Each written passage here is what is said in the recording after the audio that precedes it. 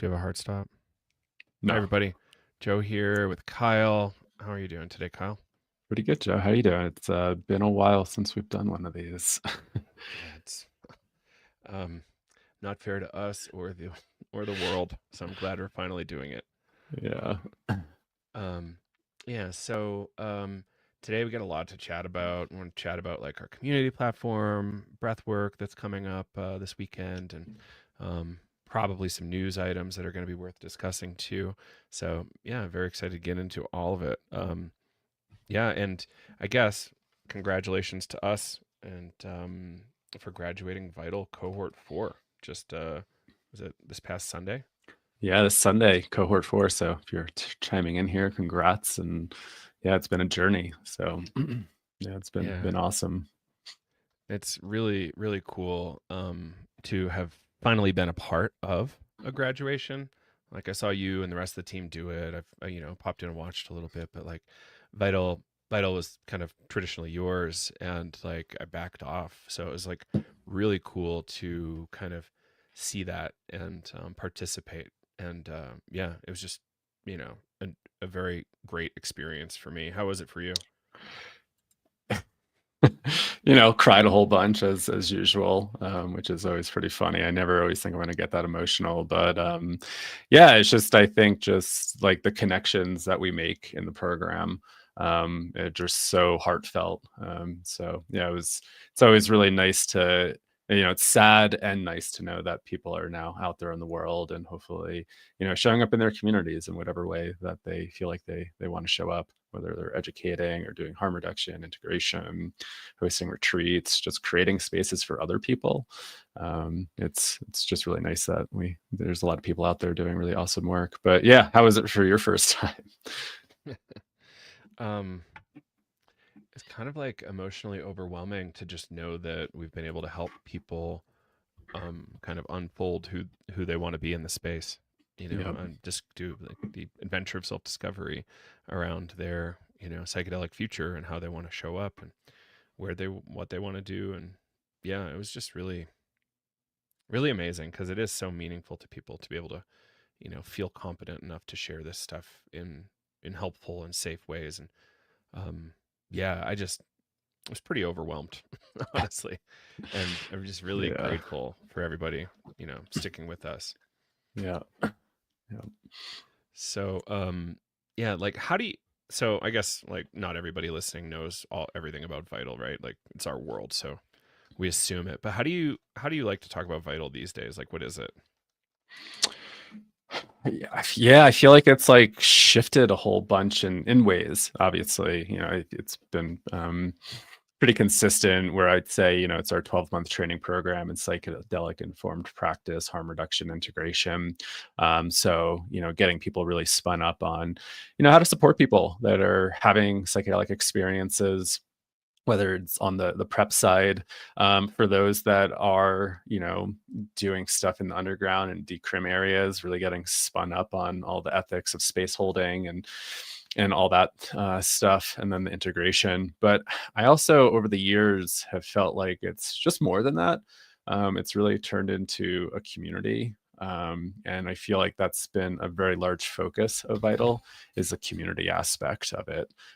Really cultivating the relationships, cultivating the community between cohorts, and thinking about like some of our experiences in Dream Shadow, with that being a community. I think about like my time at Burlington College. It was a very community oriented program where it was just also beyond just learning. It's really about the connections that you're starting to make with folks. And so in some way I feel like that is essence of Vital, is it's really community focused. And I hope that shines through, and it does seem like that, with all the students that come through the program, and all the touch points that we have too, right? Like we have like little meetups. We do webinars on Mondays where some of the alumni come back and present on topics. We also have another group where we just have discussion groups that are a little bit more informal, just for cohorts to mix and mingle and have discussion and learn from one another. So it's also, I think, beyond just the theoretical learning aspects of it, and really trying to foster that community so we can all lean on each other. As we always like to say, we can't do this work alone, and we need people. And so I feel like that's where Vital really kind of shines through. Right. Yeah, I think in a lot of ways we were trying to bring forward what we got at Dream Shadow and give people similar opportunities for kind of connection and um kind of it's funny, right? Is it a non-directive approach? Is it not? It's kind of like a little bit of both. Um, Yeah, and I think about that in the psychedelic container too. It's like, is that really non-directive, or is it, right. A what mix of exactly both. is it? Yeah, right. Yeah. It's kind of like a scaffolding, and we help you kind of climb through it and navigate your way through it. And um, yeah, so where do you want to be in the space? Like, you can be anywhere you'd like. The rules right now are not very firm. There's certainly some legal consequences, and we make sure to include a lot of those in our education. So, be careful and be safe, everybody. But, there's also edges. Hmm. Yeah. Edges are where the most interesting stuff happens, I think. That is true. And yeah, I think anybody getting involved right now, like everybody's kind of pioneer on the forefront, right? Like the things are just getting developed. And so it is confusing to try to navigate, like, where's my place? How do I show up? What do I do? As like a new field is emerging. And, people that leave Vital go through, a lot of people don't end up doing any sort of facilitation, right? I've heard this multiple times. They're like, going through this program has taught me a lot and taught me, like, maybe I don't want to do this right now. I need to learn more. Like, I'm more interested in the harm reduction and integration aspect, or I'm really interested in just creating community groups and being an educator, and stuff like that. And so it's been really cool seeing a bunch of our students go out there in the world and do stuff. Like, at psychedelic science was really nice. There was, like, I think 4 students that had booths there, and they're all kind of showing up in their own ways, whether they're promoting like their retreat center, or they're offering education offerings and different like their specialties. So yeah. Yeah, that was definitely a really special feature for us, I think, just seeing the success and the being out there in the world, not even necessarily financial success, because that's like not necessarily primary, but just the fact that you're out there in the world and active in the thing that you really wanted to be active in and Yeah. contributing. Yeah. Um, yeah. So, um, yeah, if folks want to learn more, Vital Psychedelic Training, we don't have our dates firmed up yet. Vitalpsychedelictraining.com. You can learn more about it there. Um, what can we say about it publicly at this point, Kyle? I don't I don't think we have all that much we can say. Yeah, we don't have the dates yet, but we are looking at either like May or September, just trying to figure out some scheduling things. So if you are interested, you can just go to the website, and then you could put an application in or sign up for emails, just so we can stay in contact. But yeah, we're just ironing out a few details for our cohort 6 if you are interested in joining. Yeah. And then let's talk about what's going on this weekend. We have we've been kind of pushing for a while to market our 3 day, I guess 2 day, 2 day plus um, breathwork workshop.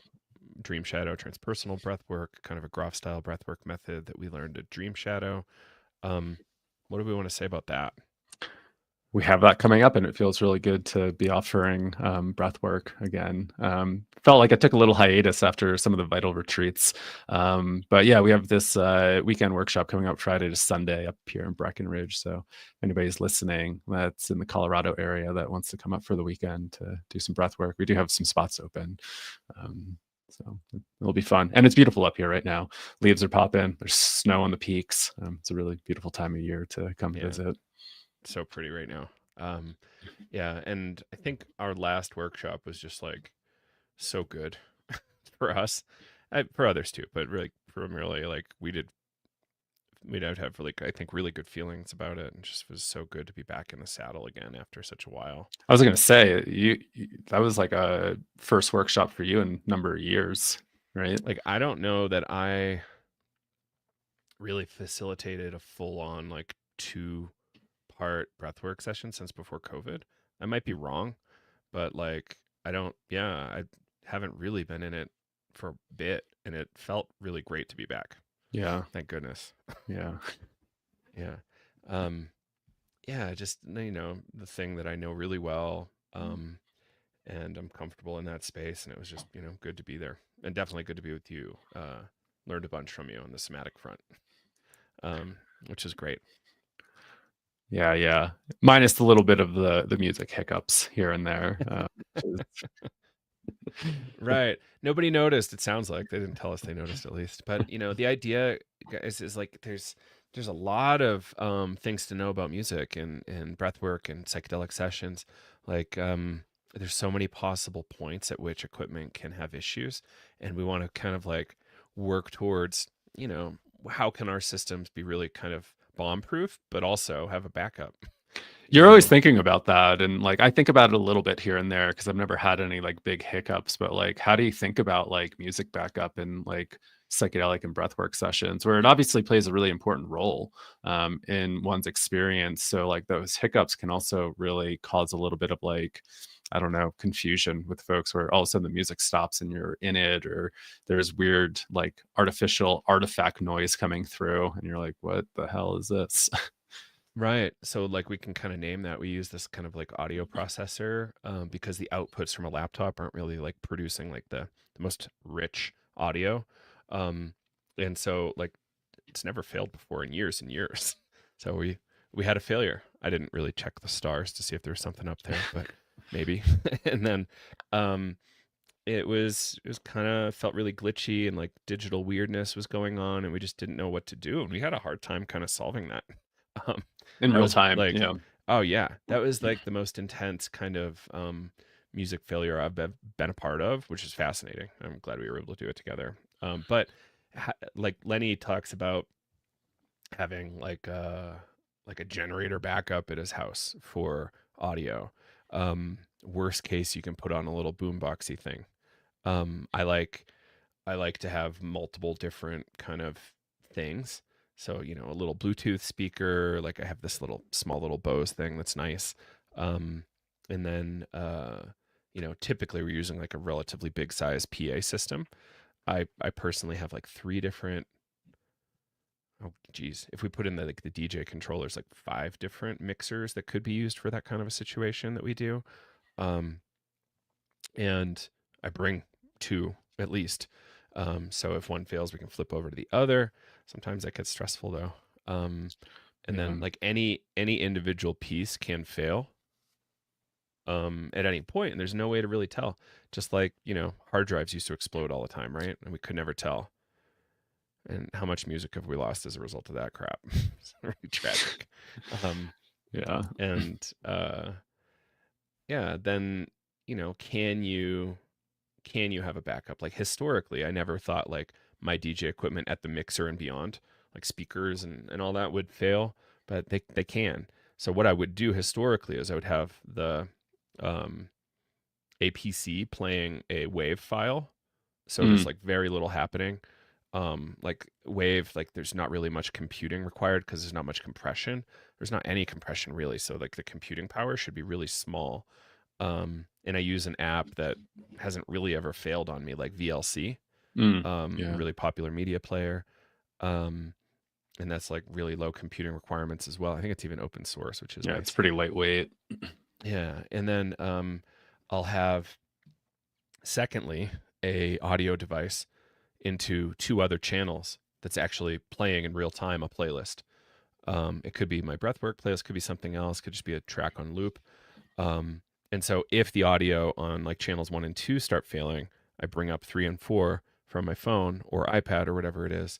And then there's very little loss of like time with music with the people breathing. So I think like that's how I historically did it. But now that maybe the mixers are failing, and like how do we Yeah. actually understand like what part of the equipment's failing? So you kind of have to like be somewhat technical, somewhat competent with your equipment. So that's why maybe don't over complex, make it too complex at first. Yeah. Start simple and build and stay comfortable with your gear. Um, yeah. So I don't know. Did you have any kind of like takeaways? Well, I think like testing your gear out, because that was the first time I used my laptop, I think on that mixer or the output with all those speakers. And like I've never had an issue with like that weird digital artifacting that came through. Hmm. And so I wonder if it was like more power or something that was sucking out of the computer, or the computer needing to do more. But I think I always well, so I typically use like FLAC files, and I use a program called Mix. So I'm able to like auto DJ and like real time like mix things in case I'd say I want. FLAC doesn't have compression either. Like, right? Yeah. It's like really light. Or maybe it does have compression, but it's really light. Yeah.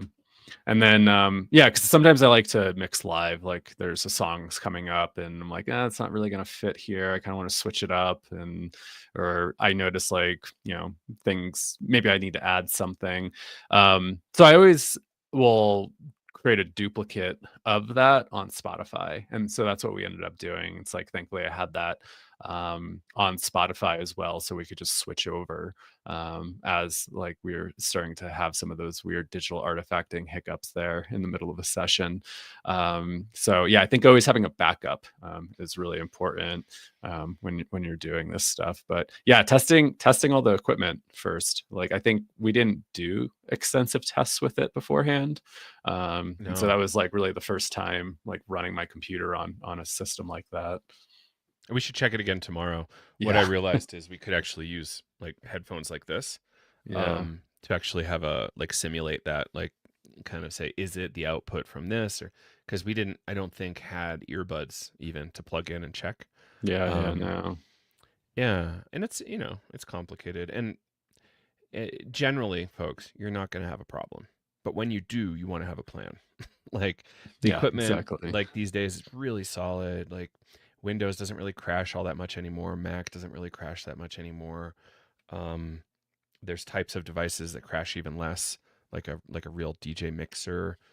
Like if we throw up like my big DJ controller and plug in a USB and play, like these things are designed to play big festivals, and the stability is crazy. Like Yeah, even Skrillex's laptop has crashed when he's playing live. So like that's kind of probably have my a backup computer though, right?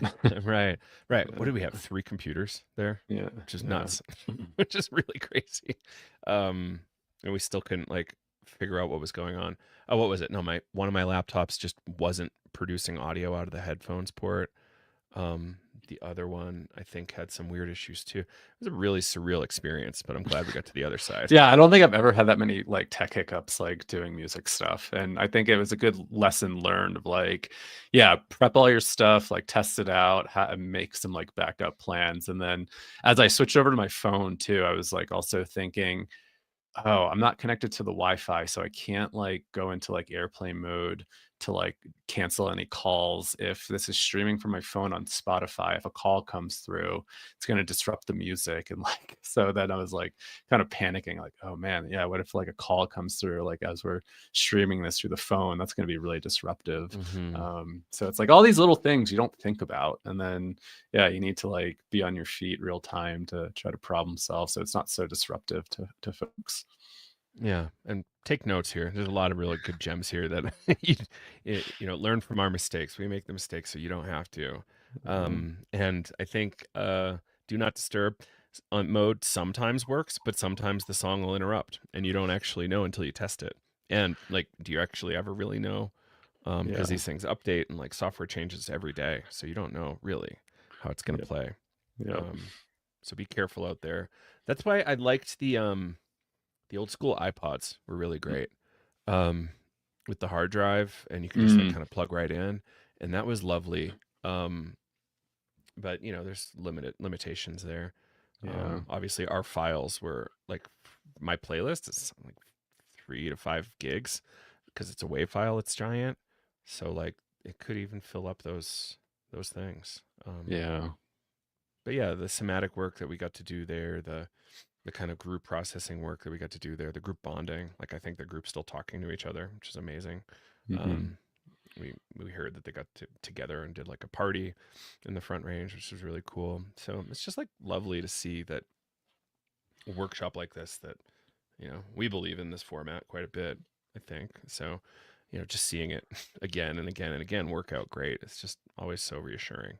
Yeah. Yeah. It's nice to just be able to share it with folks too.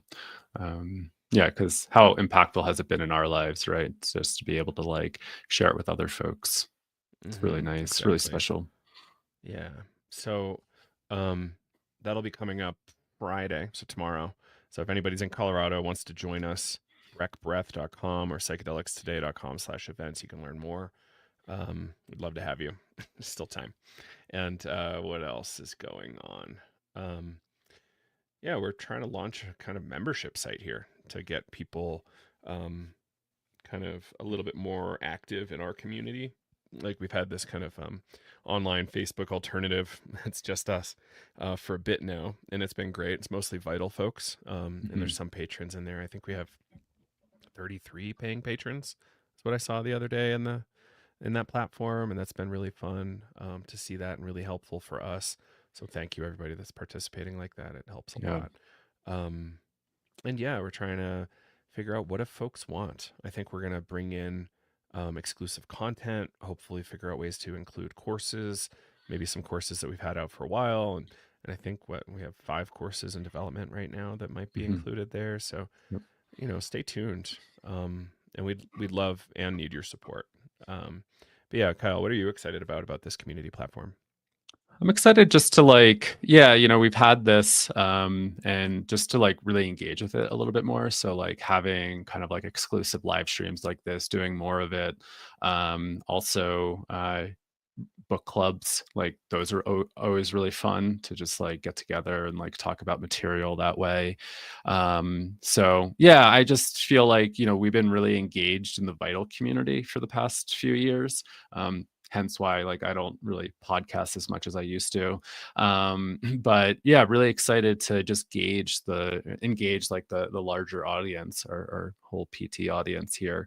So yeah, it feels like we've been very kind of like focused on the Vital community, and yeah, now trying to open it up. I think we've learned a lot through that and like creating that, and then just being able to open it up to outside of folks that yeah, Vital might not be a great fit for. Right? It's a pretty big commitment, and yeah, I'm seeing David there in real life events for sure. Yeah, that is part of the plan too. We want to do more in person events for the community.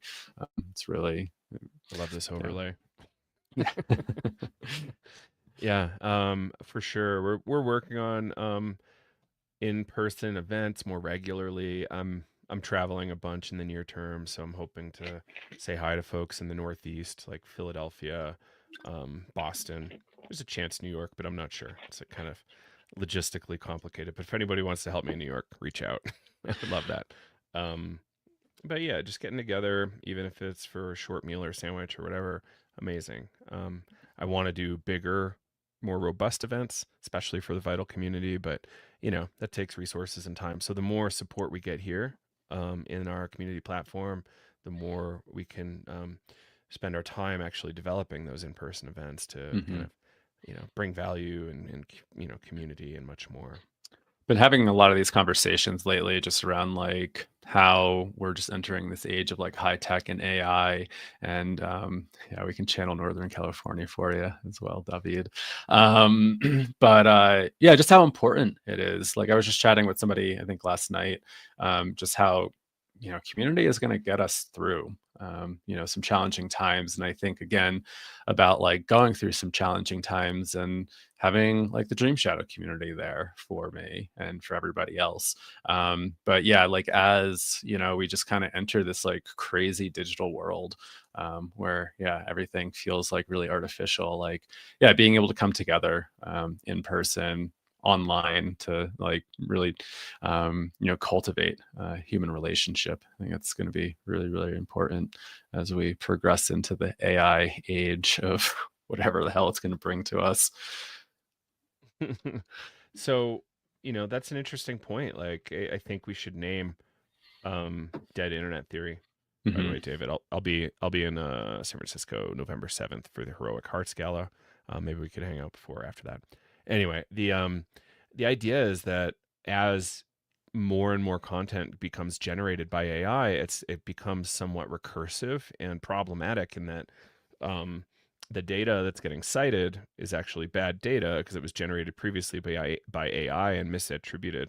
So there's becoming this like really scary problem. And um, at a certain point, at what point does the internet become totally not useful, or at least radically less useful? Um, in situations like this, we're still doing okay because we've read a bunch of books and lived a lot of life, and know a lot of folks. But yeah, like who's to say Wikipedia is even going to be all that helpful in a handful of years once um, AI has had its way with Reddit and like the citations get really really complicated. Yeah, so in-person community is going to be really important. Getting to know people and trusting people. I hope folks like us can still, you know, maintain some sort of sense of truth and help everybody cut through the BS. Mm. But yeah, I don't know. What do you think? I've been revisiting like Terrence McKenna over the Mm. years, or not over the years, over the past like month or so, because Mhm. I remember years ago I heard him talk about this archaic revival, and he was talking about how in the future people are going to just be living in their own little worlds, and that there's going to be the computer chip behind the eye, and we're going to be interfacing pretty much with like augmented reality, like through like an implant like that. And then there was that whole announcement of like the meta glasses coming out, and it's not too far off. And like I think that it's just really interesting to hear Terrence talk about this stuff in the 90s, and kind of like just and Terrence had all sorts of crazy ideas, but it's like I feel like we're getting Mhm. closer to like what he was actually like talking about back then. And I just always come back to like his, I think it's like titled his last interview, where he's just like, it's just going to get so weird that we just got to talk about how weird it is. And I feel like we are hitting this point in human history where it's getting pretty weird out there. It's very psychedelic in a way. It's like very confusing. Yeah, it is. It certainly is. And again, having that kind of community that can handle complexity and can handle stressful stuff and crisis with you and more is going to be just increasingly important. So, build that. We can, leverage our community with you. You can join us, but definitely build something locally for you too. Yeah. Um, and yeah, whatever it is, gardening club, like, Yeah. seed swap, book club, Those local, whatever. yeah, those local communities are really important. I think that helps with like resiliency when like things are kind of like getting really shaken up. So yeah, have like your larger community, also have your local communities, and have a diversity of community. I think it's really important. I like Tavi's comment here. I came for the psychedelic state for the community. I always actually said that about like the breath work too. It's like came for breath work first, but ended up really kind of staying for the community and started becoming more about the people than the Hmm. experiences. Yeah.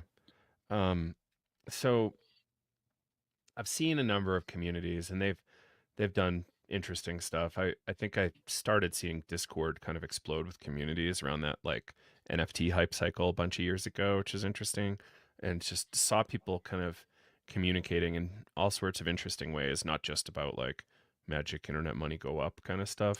Like it's Nim. like sharing news and memes and jokes and like, there Yeah. was a culture around some of them that was actually real as opposed to purely just kind of greed culture, Hmm. which was also there for sure too. But it was just fun to see that and I was like, "Oh, okay. Like we can do something here." Um and I think in time we didn't I I always been a little kind of skeptical on Discord. It's like that seems like just a little edgy to put psychedelic community because, you know, it's somebody else's servers. It's not really all that, Mm. they could shut you down. Um, and even our community, it's not all the way private, right? Like it's hosted somewhere. So, if you want to do hyper secret stuff, like the internet's probably not the best place for it, but it still doesn't mean you can't help each other and communicate and then take it to Signal if you need to, then take it in person if you need to. Um, and, we're here for kind of helping with that scaffolding. And, Hmm. what kind of content do you need? What's going to serve you in the projects that you have going on? Not just like, cool trip stories, which, those are fun too.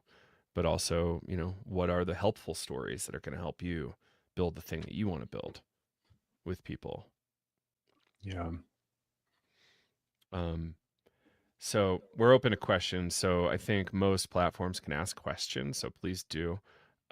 Yeah, we'd love to just kind of interact with you all, um, and see what's going on out there for you, and see what we can kind of like interact with. I think, um, yeah, finally, just please check out our community, psychedelicstoday.com/navigators.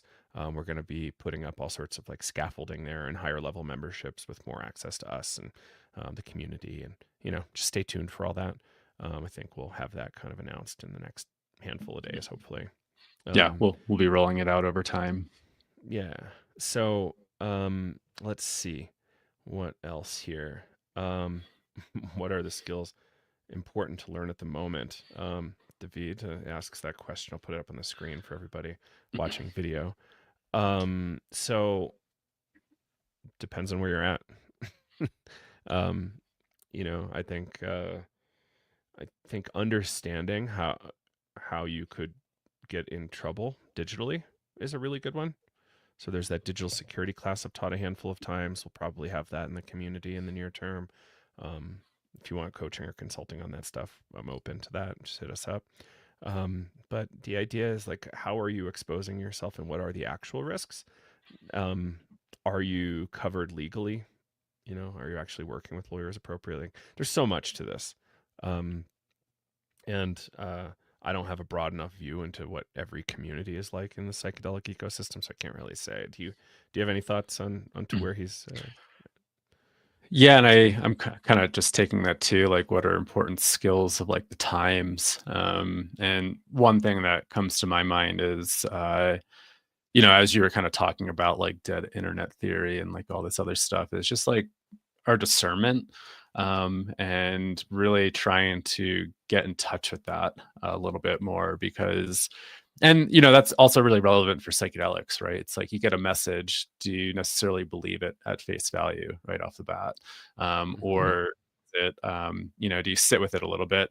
And again, now everything, I think we're just entering this like new age of like, yeah, you see some videos and you're like, is that real or is that AI? It's like it's really hard to tell what's true anymore, which is like kind of concerning. So I think like our just discernment is more important than ever. Like, and also like, what are we taking in? Like, because obviously all this stuff like affects us on so many different levels. So yeah, like how are you taking in information, how do you discern information?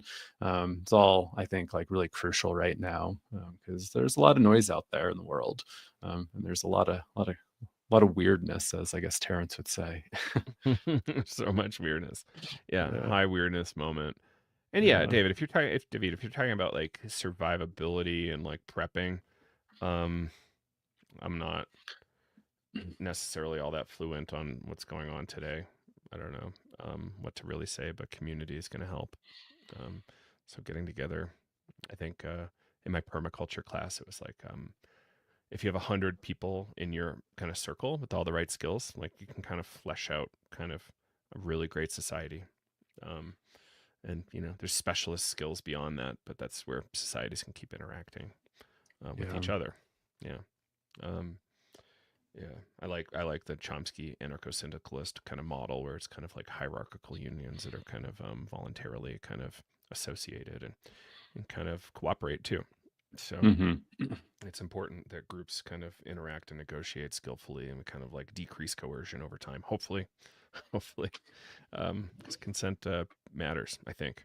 Hmm. Um, yeah, Definitely. I don't know if the government agrees still, but maybe. Yeah. So we'll get there, get there in time. So just keep hope alive. And yeah, so I think like what kind of news have you bumped into lately in the psychedelic arena, Kyle? It's got you interested and curious. One I posted about maybe last week, and maybe this also comes back to discernment as well, and what you're consuming. It was a study that was published. in Oregon, surveying 11 different mushroom products. I think 10 of them were gummies. One of them was a chocolate bar, but none of them contained psilocybin.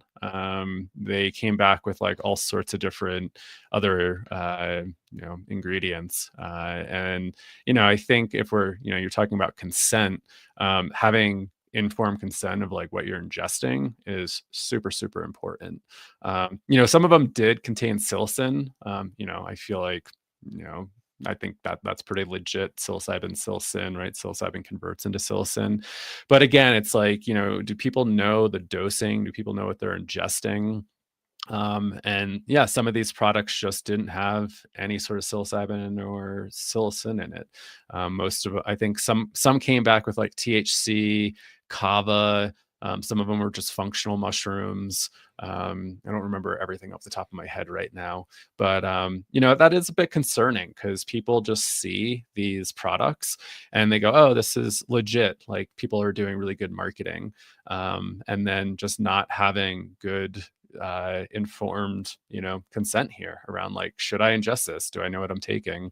And I actually, it's such an interesting thing, and I might have mentioned this like on a podcast a while ago, but I was down in Key West back in March, and Mm. after I went down there for a wedding, and me and my friend decided to go down to Key West just to hang out for the weekend, and it was really interesting. There was all these like hemp shops within like, I mean, there was just one after another, and a bunch of them had these signs that they were selling psychedelic mushrooms. And so I decided to pop in there and see, hey, what's going on here?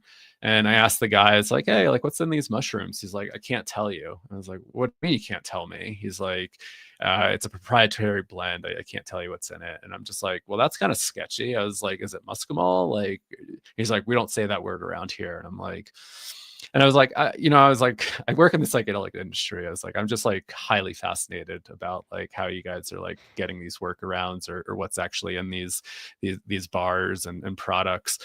And he just told me, he's like, there's a loophole that we're able to get through, that this is a food product and we're able to just like label it as a proprietary blend. So I can't like tell you what's in it. I can just tell you it's a proprietary blend. But it's just like, again, informed consent. It's like, you have no idea like what you're ingesting. And I just think that, it's harmful. Like, what if somebody has like an adverse reaction and needs to go to the hospital, and you can't tell like, the doctors like what you just ate? It's like, oh, I ate this chocolate bar, this proprietary blend of mushrooms. Like, I have no idea what I actually ingested here. So be careful. There's a lot of products out there on the market, and they are showing up at like gas stations and head shops and stuff like that all throughout the country. And yeah, it does seem like there's these like interesting workarounds, being food products, and who knows what's actually in it. So maybe try to find somebody that's a bit trusted than sketchy products at head shops and gas stations. Hmm. I think that's really important for us to notice, like that the market is really doing weird things. Like I saw all these Matosin brands recently marketing product. Like I'm all for product being out there and safe product, especially, and especially if you're advertising exactly what it is. Um, but I think there were some brands that claimed years ago, Kyle. I don't know if you remember this one. They were claiming that they were only selling functional mushroom brands and that or functional mushrooms, and that some sort of counterfeit operation was actually leveraging their brand, selling illicit product Oh, like wow. 4-ACO and psilocin and things along those lines. And I think that was total bullshit. I think that was just kind of like what they were saying. So they got in less trouble. But I think there's a lot there to how do we actually know what we're buying is what it is. Are Is there accountability in the kind of chain of custody of the products? Generally, in a illicit market, there isn't. And uh, Even in decrim, like in Colorado, like how do we know? Like I think a lot of Colorado brands are even doing the same thing. So, work hard, work with each other to like make sure it is what they say it is. Yeah. Test kits like DanceSafe and whatnot can kind of test for some psilocybin, but I don't know that they're testing and differentiating with like 4-ACO DMT and other things. So you want to be really careful. That's why I'm And like excited about Reggie's company, like mm, Hyphae Labs. Actually, did I tell you that story when someone gave me a bar in San Francisco and I was like, I don't know, I'm definitely not going to eat that. And then I like looked at it later and like the lab logo was on it, Hyphae Labs like oh, logo with just like all their feel more testing trust was on there. it. Yeah. And I was like, oh, actually, I will consume this. Oh, fascinating. I Yeah. obviously there's room for like counterfeit and like some bullshit there, Yeah, but totally. better than a sketchy like unknown kind of branding package with who knows what in it. Yeah, yeah. And I don't know, like you might need to send some of those bars in for like mass spec because I think picking some of this stuff is like really tough. I was on a website, I forget what it was called, like knowyourdrugs.com or something like that. And they did have like chocolate samples, and they said it's a little bit harder to kind of pull out active compounds in some of the like the chocolate bars and stuff like that because there's just so much stuff in it.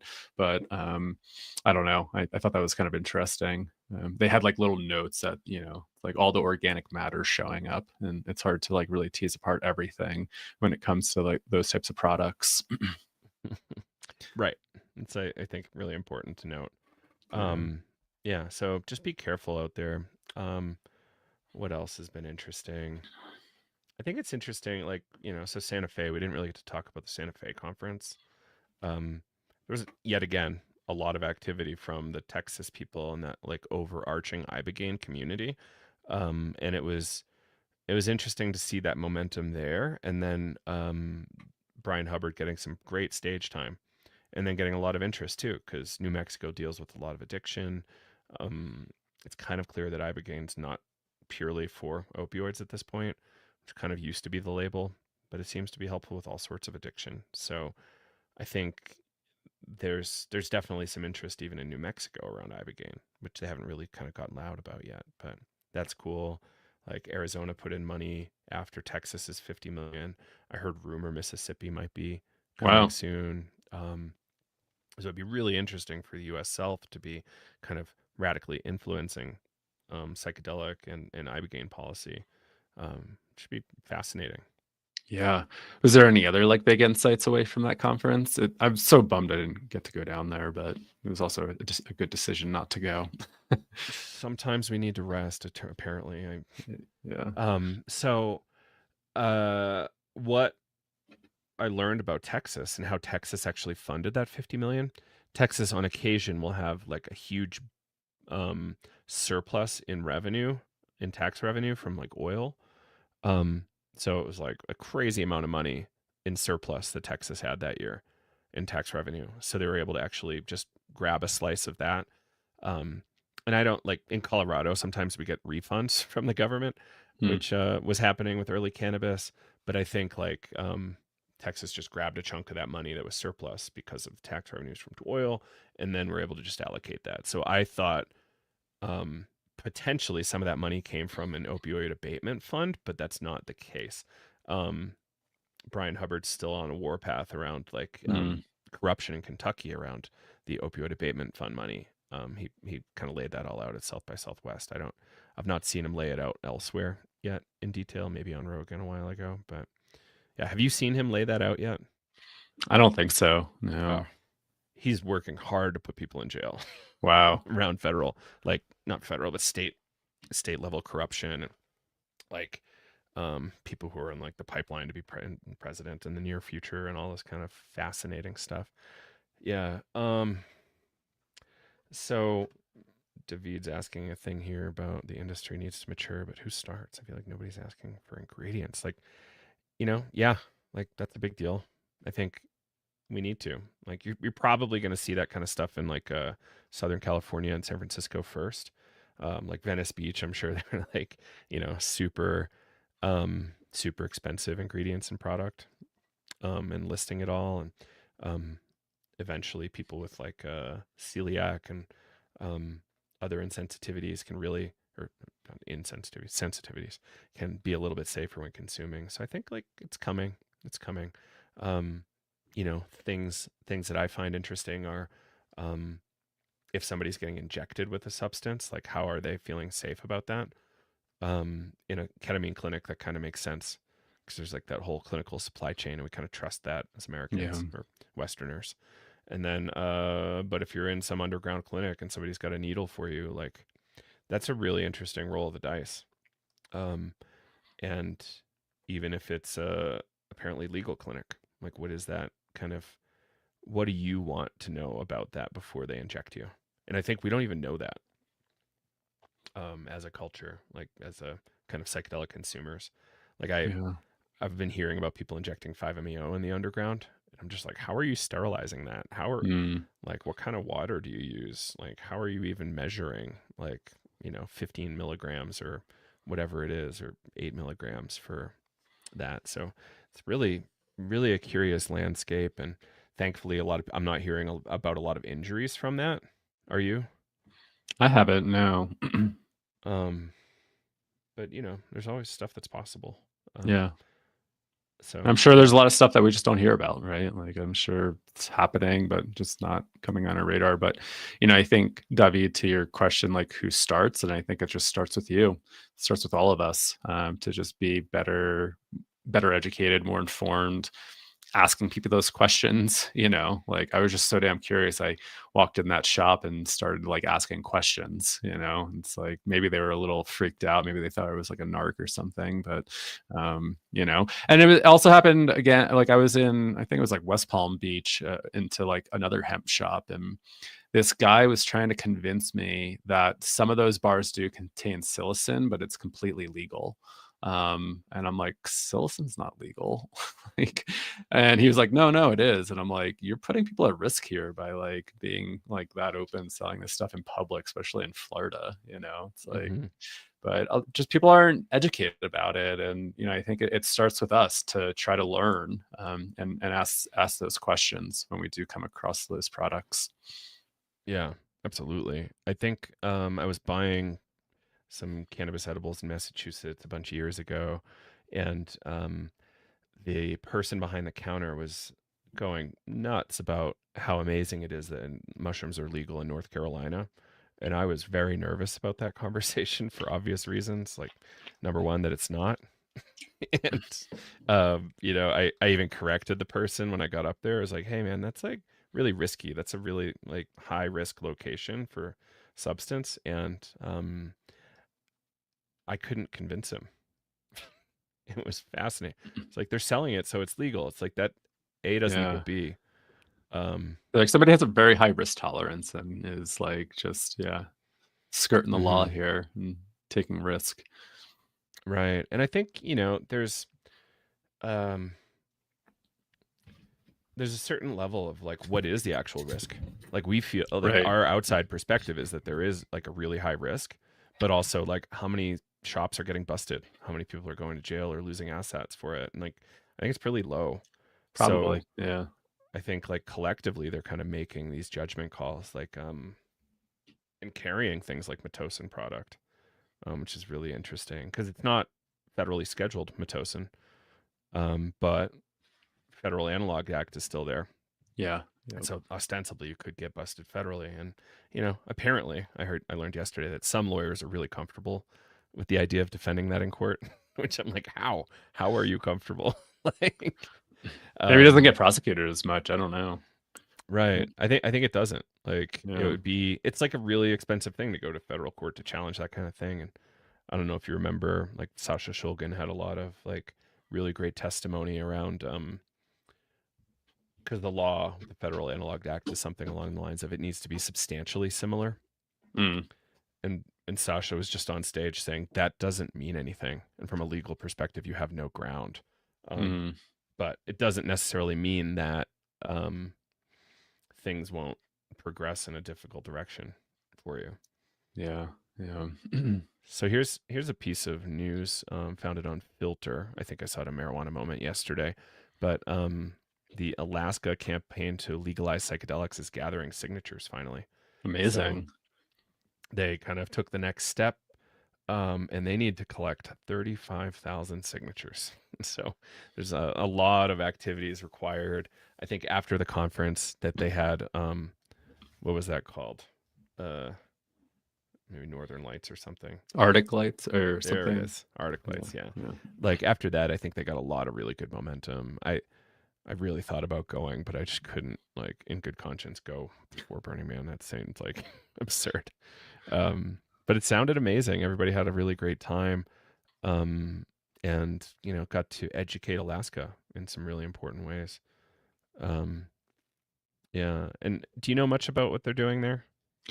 Just a little bit, like when we saw them present down in Denver, and hearing about like the campaign, and they were feeling really confident about like getting those signatures, and like their initial kind of like polling seemed, yeah, pretty positive that they would be able to pass this. So, fingers crossed, that'd be really amazing if they're able to get all those signatures. Right. And it's kind of like a legalization initiative, right? Right. Yeah. Somewhat similar to Colorado and Oregon, but also like a little different. Just kind of popping it up on screen here. I like this here. Traditional healers would also be protected for ceremonial, spiritual, or cultural use of plant medicines through legal exemptions to state law. So I think that would be really, really excellent. That'd be Um, awesome. I think they're lowering kind of the civil fine for public consumption to $100, which kind of Mhm. makes sense, I guess, especially if you want to keep people safe. And they're, yeah, so it says right here, yeah, they're building off Colorado, which is great. Um, so I'm excited. I would really be excited to see how they're going to do it, and roll it out, and um, see how they're tracking to collecting those 35,000 signatures. It's a big Yeah, job, but it's important. yeah. What's the total population in Alaska? Do you know? No. I'm like, I wonder how much. Like you said, 35,000. Yeah, I wonder how like that is compared to like the just main population. Yeah, 750,000. Hmm. So it's a big proportion still, you Yeah, know. But thankfully, there's only a handful of big cities that they yeah. could work on and bring it through. Yeah. Um. So yeah, I think it's fascinating to see how this might shake out. I'm excited. Um.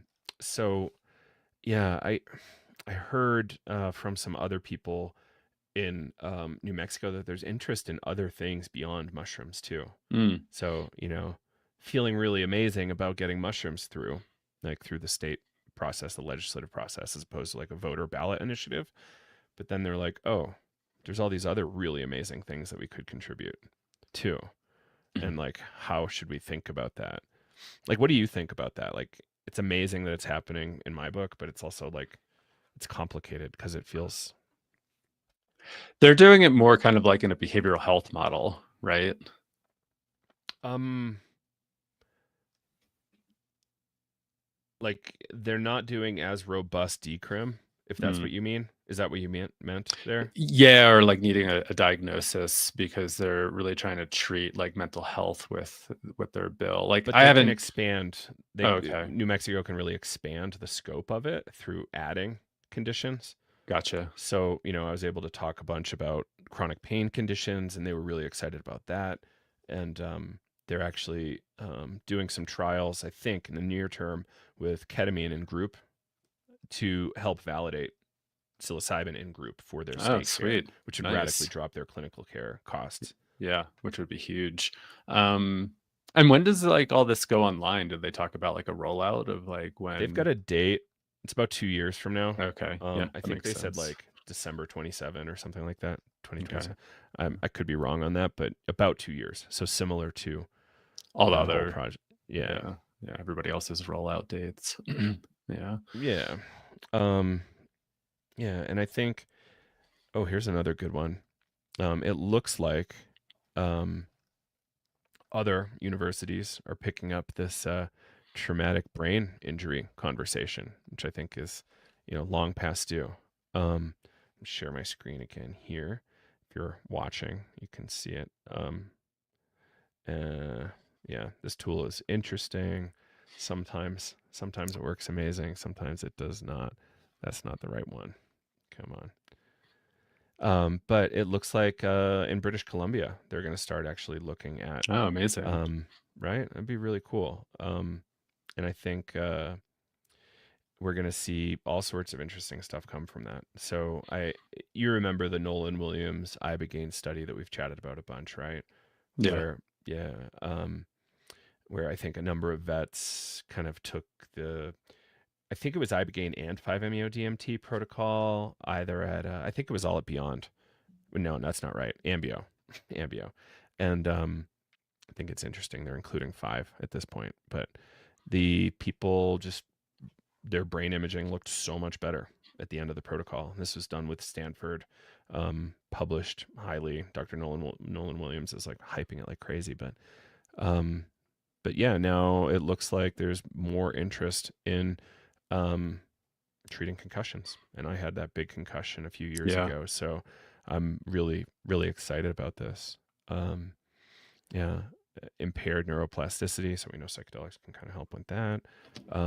Yeah, reducing inflammation with classical psychedelics. Um, Chuck Nichols, Dave Nichols' kid, who's like kind of an amazing researcher in his own right. He's like wildly intelligent. He's kind of like the world leader on inflammation with psychedelics, and he says psilocybin is a really good anti-inflammatory. LSD is a really crappy Oh, anti-inflammatory. interesting. Yeah. So, like with the microdosing topic, it makes sense why some people have such a strong, well, from that perspective alone, have such a strong response. And it could just be that it's an anti inflammatory thing.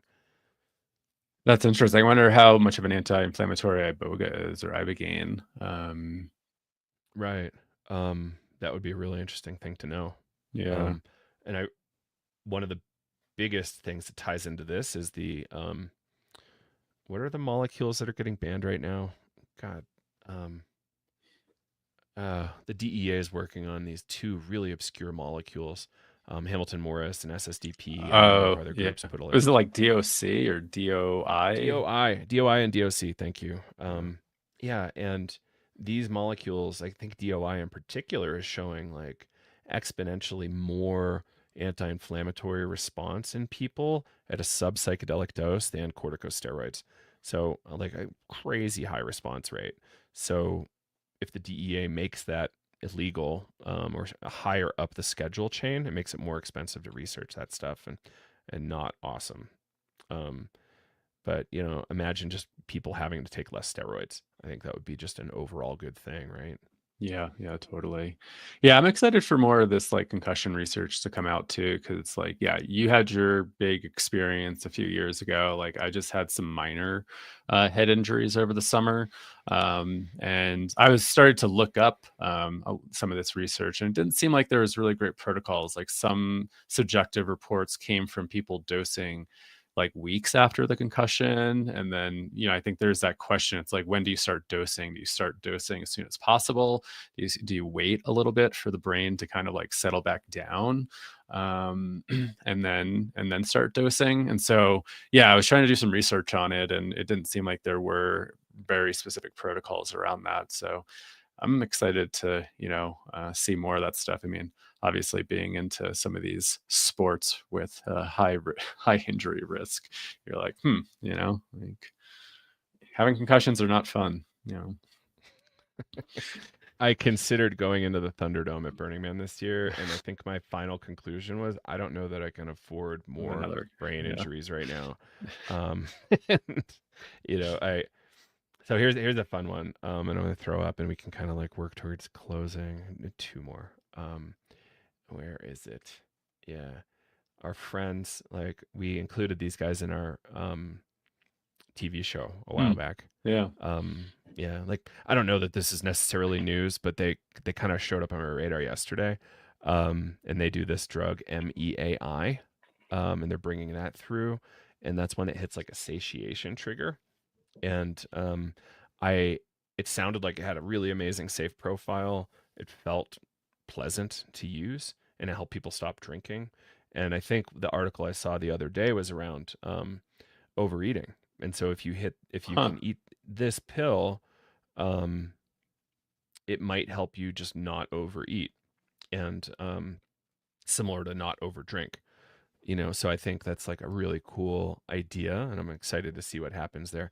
Um, why is this psychedelic news? What was the guy's name? Mark Hayden. former Maps Canada lead, was part of their team, and I think he had some really interesting things to say about it. And I think the experience is something along the lines of, um, how to put it, I think they said low dose MDMA. Like they something said, like that. like when you're using MEI for drinking, it was like you would feel satiated after like a drink or two. And then like, but if you took it alone and didn't use it in combination with drinking, they kind of described it as like a low dose of like MDMA. Mm, yeah, I think that's fascinating. So Because I remember after all those that's right. interviews, I'm like, I kind of want to try this stuff. Sounds really fascinating, just for like, not for the drinking piece, but just for like the low dose of MDMA. So Lindy is asking for us to link to a study. I don't know which one. If you want to look up Stanford ibogaine brain injury, you're going to find that one. If that's the one we were talking about. Um, so this is like kind of the final bit of news we can leave folks with, but the Colorado Natural Medicine Board recommends ibogaine for therapeutic use. So it seems like the advisory board, that's kind of contributing towards the government making its rules, is saying yes, ibogaine's next. I heard some inside stuff that it's looking positive. I don't want to give any details. So I promised a little bit of anonymity. And check this out. It looks like, um, they're really recommending compliance with the Nagoya Protocol, which would be really novel and really good. Nagoya Protocol is an international agreement. I think almost every country signed it except for the United States. So it's like legally required in many other countries. Um, and as of right now, I think the only known company that has Nagoya compliant ibogaine is Ambio. They claim that pretty loudly and proudly. Um, but it could increase the pressure on the markets to become more Nagoya compliant. So it's kind of like built-in reciprocity to genetic heritage. So like, do you have an agreement with the country and the people from where this is from to say, yeah, like you're going to give us a certain amount of your revenues, and that feels fair, and you have it in writing. And I looked it up on GPT the other day. There's a few other kind of like hit points for like what is a Nagoya compliant agreement, Mm, but there's no international authority that certifies it. There's nobody that just like rubber stamps it. But there are like third party companies that kind of validate it. yeah.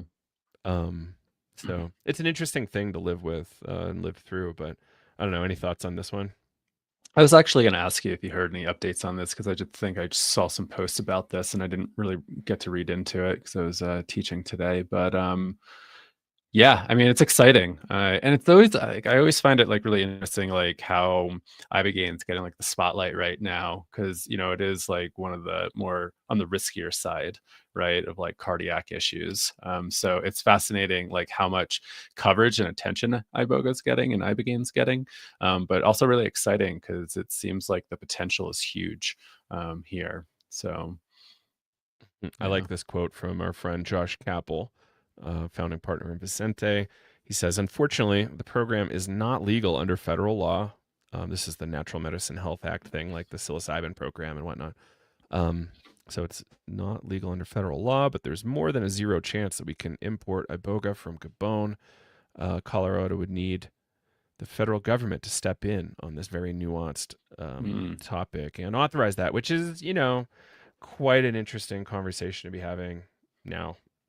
So, um, yeah. yeah, um, Yeah, and is we'll it see. appropriate to like grow iboga here? Probably not, or the climate's probably not even great for it. But Right, because it's a rainforest that it grows in, realistically. Are there other ways of doing it? That's an interesting question. Like, how can we do an end around on the federal law thing? That's an interesting question. So, there's, yeah, there's a lot, especially like if the primary objective is import is what's illegal, bringing it from outside the country into Colorado is the illegal act. Um, like possessing it still in Colorado is illegal under federal law, but you have state law protecting you, which is right, interesting. right, Um, yeah, so it's a whole fascinating legal situation that we're dealing with, and there's plenty of other fun, exciting legal situations we're also dealing with at the same time. So who knows? yeah, yeah, Like all of a sudden, ibogaine could be legal federally in 2 weeks. Who like because the I don't want to make too many dark comments, but yeah, like the science is there for all sorts of Yeah. other things, and Yeah. why isn't it here for this? Yeah. Yeah. So, um, yeah. Anyway, Lindy's asking about the anti-inflammatory stuff. I don't have the paper. Charles Nichols, University of Louisiana, is the researcher. Check out his papers. He's got a number of papers on anti-inflammatory effects of psychedelics. So, a lot of good stuff there. And those drugs, DOI, DOC, they last too long. That's why we don't use them. Like, Yeah. if you want to Like be 24 hours or something like that. Like the half-life is pretty yeah, ridiculous on it. super high. Yeah. And if you want to be high that long, just like it's probably far more pleasant to just use acid for a couple times. Like, and you could turn it off. Like DOI, Yeah. DOC, like, good God. Like, we just don't use that stuff. Um, but I'm excited to see what medicine can be made of that to help people who are in chronic pain. And like, let's see what not only that kind of level of anti-inflammatory stuff happening, but pair that with neuroplasticity and what kind of change can we have? Maybe Mm. that's what's happening with high dose mushrooms. Yeah. Yeah. Yeah. Cool. Well, thanks for staying over with me. And Yeah. Thanks everybody for tuning in and doing this. And yeah, it's been quite a while since we've kind of riffed together. So it's fun. And hopefully we have more time to be doing this. So yeah, let's bring guests in to be like guest commentators too. And yeah. Yeah. again, please support us over at Navigators, psychedelicstoday.com/navigators. We would love for you to be part of our community and support us. And we can give you exclusive content and much more, access to the in-person events we'll be running, and book club, film club, and more. So expect news. We're going to roll it out in phases, but you can sign up now at our base membership level, and we would love to see you in there. And thank you, Kyle. Yeah. Thank you, Joe. And thank you, everybody. Till next time. Yeah.